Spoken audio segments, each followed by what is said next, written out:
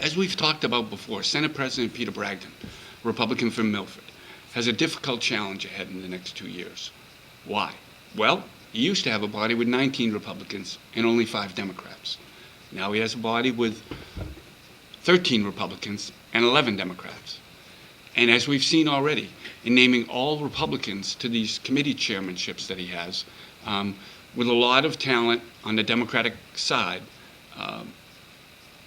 there certainly were a few feathers ruffled. Well, the fur's going to fly a little higher, I suspect, when the Senate Democrats get wind of the fact that not only do they only have 2 Democrats on the 6-person Finance Committee, that's going to make the biggest decisions in the next 2 years on the state budget, a 2-to-1 advantage for Republicans. But on the Fiscal Committee, that's the Budget Oversight Committee that meets every month and approves spending items, kind of carries out and implements the state budget over the 12 months of the year. 5 senators on that committee, 1 Democrat, former Senate President Sylvia Larson. So, and also Andy Sanborn, Republican from Bedford, who moved and ran for a seat in Bedford from his hometown in Henniker, has gained a seat on the Fiscal Committee.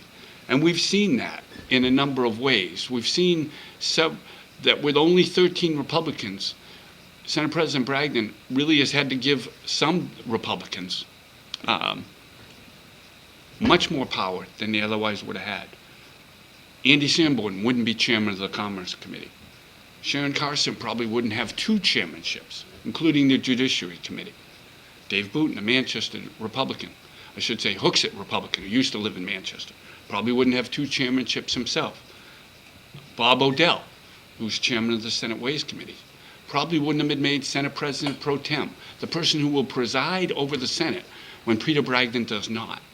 He's one of the Republicans with a slight moderate streak, I think, that worries state Republicans, that he may move over to Governor-elect Maggie Hassan's agenda from time to time.